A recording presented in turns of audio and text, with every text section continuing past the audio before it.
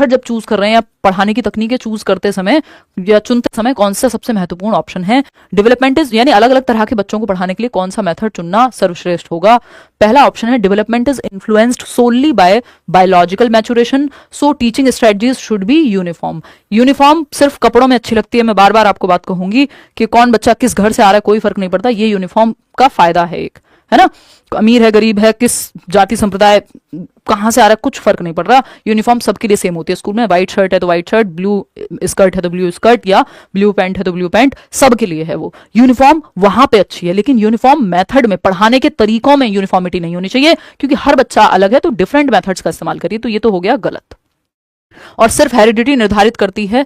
Development is influenced by solely by biological maturation, सिर्फ biological maturation या heredity से नहीं, एनवायरमेंट का भी अच्छा रोल है विकास में, ये कहना गलत होगा। अभी हमने बात की थी हेरिडिटी पोटेंशियल प्रोवाइड कर रही है, वो बाहर निकल के आएगा नहीं आएगा, एनवायरमेंट का रोल है उसमें। Development is predictable, so teaching methods should focus only on fixed milestones. तो प्रिडिक्टेबल है इसलिए सिर्फ फिक्स्ड माइलस्टोन पे ही फोकस किया जाना चाहिए, पूर्वानुमान लगा सकते हैं, जो माइलस्टोन बनाए हैं उन्हीं पे फोकस करें। पूरी तरह से प्रिडिक्टेबल नहीं होता, कुछ हद तक प्रिडिक्ट कर सकते हैं हम, ठीक। Development is multi dimensional and teaching strategies should address cognitive, social and emotional growth, यानी विकास जो है बहुआयामी है, कई आयाम है उसके, शारीरिक, संवेगात्मक, मानसिक, ये सब है, और सभी को ध्यान में रख करके स्ट्रेटजीज बनाई जानी चाहिए कि बच्चे का दिल दिमाग यानी हार्ट हैंड हेड की जो शिक्षा है, कॉग्निटिव, जो फिजिकल, कॉग्निटिव, सोशल, इमोशनल विकास के चारों ही प्रकार को इंक्लूड किया जा सके। बच्चे का मन भी लगे क्लास में, बच्चा ग्रुप में भी सीखे, बच्चे का मानसिक विकास भी हो, फिजिकली भी उसको एक्टिविटी कराई जाए, स्पोर्ट्स पीरियड भी रखते हैं आप, गेम्स पीरियड जिसको हम कहते हैं। फोर्थ ऑप्शन है development stops after adolescence, so teaching strategies should focus only on childhood growth, यानी विकास जो है एक समय के पश्चात रुक जाता है, ऐसा कहना गलत है। विकास को हम कॉन्टिन्यूस मानते हैं जब तक कॉन्टिन्यूटी वर्सेस डिसकॉन्टिन्यूटी की डिबेट ना आ जाए सामने। क्वेश्चन नंबर 9 देखिएगा और बताइएगा क्या कहना चाहता है सवाल 9। देखिएगा कथन है children in the concrete operational stage can solve problems involving conservation and classification, यानी वो बच्चे जो आपके मूर्त संक्रियात्मक अवस्था में है, 7 से 11 की अवस्था, पियाजे की स्टेज में जो थर्ड स्टेज है, SPCF, ये 4 स्टेजेस हैं, sensory motor, pre operational, concrete operational और फॉर्मल ऑपरेशनल। कॉन्क्रीट यानी सी से मैंने आपको 3 चीजें बताई हुई हैं। कॉन्क्रीट ऑपरेशनल 7 से 11 वर्ष जो है स्कूल एज जिसको हम कह रहे हैं या लेटर चाइल्डहुड कह दे रहे हैं। कॉन्क्रीट ऑपरेशनल में 3 चीजें आती हैं, CCS, है ना, कंजर्वेशन, संरक्षण, और कंजर्वेशन क्या होता है, क्वांटिटी चेंज नहीं होती शेप और साइज के बदलने से। 200 ml पानी 200 ml रहेगा, बाल्टी में डालिए, मग में डालिए, कहीं भी डालिए, ठीक। तो ये है आपका कंजर्वेशन, संरक्षण का गुण कि वॉल्यूम सेम रहता है, शेप और साइज बदलने से वॉल्यूम नहीं बदलता, यानी मात्रा नहीं बदलती। फिर है क्लासिफिकेशन, बच्चा अलग अलग गुण के आधार पे, अगर ये ट्राइंगल है, ये सर्कल है, बांट पाएगा। और सीरिएशन है घटते बढ़ते क्रम में लगाने की क्षमता, जो अपवर्ती और अनुवर्ती पढ़ते थे हम, असेंडिंग डिसेंडिंग ऑर्डर, ये तीनों क्षमताएं आ जाती हैं। तो यहाँ पे क्या बात हो रही है कि कंजर्वेशन आ जाएगा, क्लासिफिकेशन आ जाएगा, बिल्कुल ट्रू बात है, सत्य है। रीजन क्या है, the concrete operational stages characterized by the development of abstract thinking, अमूर्त चिंतन पे बेस्ड है ये, और हाइपोथेटिकल रीजनिंग पे बेस्ड है। कॉन्क्रीट ऑपरेशनल मूर्त संक्रियात्मक अवस्था, ये कहना एकदम गलत बात है ना? क्यों? क्योंकि ये हाइपोथेटिकल डिडक्टिव रीजनिंग और अमूर्त चिंतन, यहाँ पे कॉन्क्रीट जिन चीजों को टच और फील कर सकते हैं, स्पेन के प्रति लॉजिक आ जाएगा कॉन्क्रीट ऑपरेशनल में, बट एब्स्ट्रैक्ट अमूर्त चीजें जो सामने नहीं है ना, जैसे प्रेम क्या है, कैसे छू के बताओगे, नहीं। तो एब्स्ट्रैक्ट थिंकिंग या हाइपोथेटिकल रीजनिंग नेक्स्ट स्टेज में आती है फॉर्मल ऑपरेशनल में। ये दोनों उसके गुण हैं, ना कि इसके। तो ए तो सही है, आर गलत है। Third option is the right answer over here. आगे बढ़ेंगे, क्वेश्चन नंबर 10 देखिएगा। 1/3 काम आपका इस क्वेश्चन पे खत्म होता है, थोड़े लेंदी क्वेश्चंस आने शुरू हो जाएंगे। ये क्या कहता है, according to Vygotsky, how do cultural tools यानी सांस्कृतिक यंत्र, for example language, symbols, technology, influence a child's cognitive development. Vygotsky के अनुसार सांस्कृतिक उपकरण, भाई वाइगॉस्की कह रहे हैं ना, सोसाइटी, कल्चर और लैंग्वेज, SCL, ये तीनों बहुत महत्वपूर्ण है बच्चे के संज्ञानात्मक विकास के लिए, यानी उसके दिमाग के विकास के लिए। तो जब हम बात कर रहे हैं कि सांस्कृतिक टूल क्या होंगे, संस्कृति में क्या क्या है, आपके कुछ सिंबल्स हैं, भाषा है, टेक्नोलॉजी है, तीज त्योहार सब हैं, है ना, फेस्टिवल्स जिनको हम कह रहे हैं। तो ये कैसे महत्वपूर्ण रोल प्ले करते हैं ये पूछा है हमसे। Cultural tools have no significant impact, भाई हमें पता है एससीएल सोसाइटी, कल्चर और लैंग्वेज ये तीनों बहुत महत्वपूर्ण भूमिका निभाते हैं बच्चे के दिमाग के विकास में, ये वाइगॉस्की कह रहे हैं। तो ये कहना तो गलत होगा कि सिग्निफिकेंट नहीं है।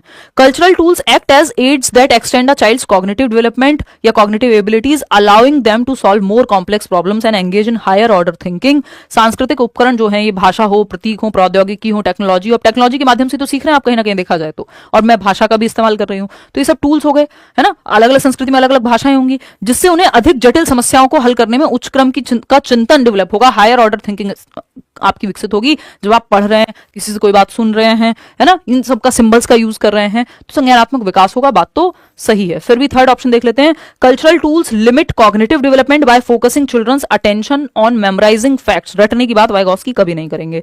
Cultural tools are only useful after a child reaches the formal operational stage. Formal operational stage की बात तो वाइगॉस्की ने की नहीं है, ये पियाजे को इन्होंने जबरदस्ती यहाँ पे खींच करके एक ऑप्शन बना दिया जो कि गलत है। तो सेकंड ऑप्शन ही सही है, बाकी सारे ही गलत हैं, या सेकंड ऑप्शन इसीलिए सही है क्योंकि बाकी सारे गलत हैं, कुछ भी कह सकते हो। क्वेश्चन नंबर 11 देखिएगा, हालांकि हो सकता था वो भी गलत, और फटाफट से जवाब दीजिएगा क्वेश्चन नंबर 11 देख करके।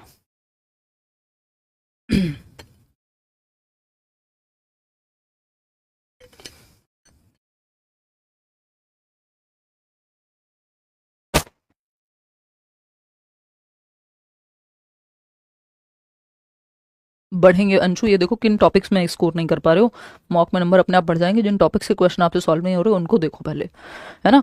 असर्शन क्या है, कथन क्या है। The concept of gender as a social construct means that gender roles can change over time and vary across different cultures. बात तो सही है, जेंडर पे क्वेश्चन आता ही है। सामाजिक संरचना के रूप में लिंग की या जेंडर की अवधारणा का अर्थ है कि लैंगिक भूमिकाएं समय के साथ बदल सकती हैं और विभिन्न संस्कृतियों में भिन्न हो सकती हैं। यानी समय के साथ महिलाएं, जो जेंडर रोल्स हैं जो समाज ने तय किए हैं कि महिलाएं ये करेंगी, पुरुष ये करेंगे, वो समय के साथ बदल सकता है, जो कि बदल ही रहा है। आप देख लीजिए, अब से पहली जनरेशन से पहली जनरेशन में, आज से 50 साल पहले देख लीजिए, आप 20 साल पहले देख लीजिए, बहुत सारी जगह, इवन आज भी कुछ जगहों पे तो लड़कियों को पढ़ाना थोड़ा सा बेहतर नहीं माना जाएगा, उनका काम करना। समय के साथ वो चीजें बदली हैं, है ना। जो माँ बाप या जो लोग शायद अपनी पत्नियों को या जिन घर में महिलाओं को काम करने की आजादी नहीं थी, आज शायद वहां पे है ना। जिनकी पत्नियों को शायद आजादी नहीं थी, उनकी बेटियों को आजादी है पढ़ने की। ये क्या है, समय के साथ बदला है जेंडर रोल, और इसमें सभी को योगदान निभाना चाहिए। ये नहीं है कि बैठ के तमाशा देखो कि जब 100 साल बाद बदल जाएगा, जब सबके लिए बदलेगा तो हमारे लिए बदलेगा। जब आपको पता हो कि कोई चीज बदली जा सकती है तो उसको बदलने पे कोशिश करनी चाहिए, नहीं तो सब ऐसे ही चलता रहता। सती प्रथा भी नहीं बदलती और बहुत सारी चीजें चेंज नहीं होती, समय के साथ चेंज होती रहनी चाहिए। जेंडर रोल्स चेंज किए जा सकते हैं, और अलग अलग समय पे अलग अलग संस्कृति में, जो हो सकता है भारत में गलत माना जा रहा हो, कहीं और ना माना जा रहा हो, या वाइस वर्सा, तो अलग अलग जगह पे जेंडर रूल्स भी डिफरेंट है और इनको चेंज किया जा सकता है। बात तो सही है। जेंडर क्या है, सोशल कंस्ट्रक्ट है, सामाजिक संरचना है, समाज ने बनाया है। नहीं तो झाड़ू पे थोड़ी लिखा है कि मुझे सिर्फ महिलाएं इस्तेमाल करेंगी, या खाने पे थोड़ी लिखा है कि कुकर पे लिखा हुआ है कि ये तो पुरुषों के लिए नहीं है ना। कोई भी यूज कर सकता है। तो ये सामाजिक रचना है, सामाजिक संरचना है।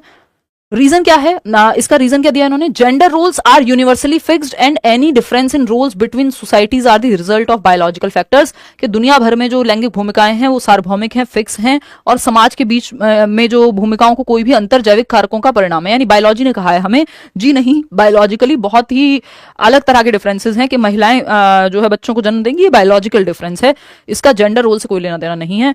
तो ये कहना गलत होगा कि फिक्स हैं दुनिया में अलग हैं। ठीक, तो ए तो सही है, but R is false. Third option is the right answer, option 3। आगे बढ़ेंगे नेक्स्ट क्वेश्चन पे। अच्छा, यहाँ पे एक और चीज का ध्यान रखेंगे, एक नंबर में सवाल आता है कि जो सेक्स है वो बायोलॉजिकल कंस्ट्रक्ट है। इंग्लिश की तरफ आपको देखना पड़ेगा, हिंदी में कई बार ये लिंग ही लिख देते हैं दोनों को। जैविक संरचना है कि महिलाओं और पुरुषों में बायोलॉजिकली जो डिफरेंसेस हैं, है ना, कि महिलाओं को मेंस्ट्रुएशन साइकिल एक्सपीरियंस करनी होती है और पुरुषों को नहीं करनी होती है। महिलाएं बच्चों को जन्म दे सकती हैं, पुरुष नहीं दे सकते हैं। ये क्या है, ये जैविक डिफरेंसेस हैं, ये बायोलॉजिकल एस्पेक्ट हैं। लेकिन जेंडर क्या है, जो समाज ने काम को जोड़ दिया इन सब चीजों से जबरदस्ती, क्या है, ये सोशल कंस्ट्रक्ट है, सामाजिक संरचना है, ना कि बायोलॉजिकल। तो GS से याद रख सकते हो, जनरल स्टडीज वाला, कि जेंडर सोशल कंस्ट्रक्ट है, और इसके अलावा जो बच जाए SB, सेक्स बायोलॉजिकल कंस्ट्रक्ट है। एक नंबर का क्वेश्चन है, बहुत बार डिफरेंट तरीके से पूछा जा चुका है। ठीक है ना। मेरी गर्लफ्रेंड 3.0 पास कर चुकी है, ब्रेकअप कर लिया, अब क्या करें। ईता साहेब, अब आप भी 4.0 जो है पास कर लीजिए BPSC का, और फिर इंतकाम मत लीजिए, चुपचाप से कोई और ढूंढिए, व्यक्ति मिल जाएंगे जीवन में, लोग आते जाते रहते हैं। आप दूसरी गारंटी कब तक लेंगे हैं? उनके जो भी डिसीजंस हैं वो उनके हैं, आप इसमें कुछ भी नहीं कर सकते हैं, ठीक है ना। और अच्छी बात है, जिसे जाना था वो उसको जाना ही था, आपको समय से पता लग गया है ना। अब आप अपने जीवन पे फोकस कीजिए। बहुत सारे लोग हैं, 8 बिलियन की आबादी है, एक व्यक्ति आपको मिल ही जाएगा, आज नहीं तो कल, और नहीं भी मिलेगा तो आप अकेले आए थे, अकेले ही जाना है। ये ज्ञान के साथ मैं अपनी बात को समाप्त करूंगी। आ जाओ इधर। समझते हैं। क्वेश्चन नंबर 11 देखिए। और इसका मतलब ये बिल्कुल भी नहीं है, इसको जेंडर से मत जोड़िएगा कि लड़की थी और नौकरी लग गई तो चली गई, लड़का होता तो नहीं जाता। दोनों तरह के लोग दुनिया में खूब एग्जिस्ट करते हैं, और हमारी सामाजिक संरचना इस तरह की है कि ये चीज़ ज़्यादा प्रमोट हो जाती है। चलिए खैर आगे बढ़ते हैं, बहुत लंबी कथा हो जाएगी, संडे वार्ता में किसी दिन वाचन करेंगे। आ जाओ। अजर्शन क्या है? अजर्शन है, कितने खुश हो जाते हैं आप लोग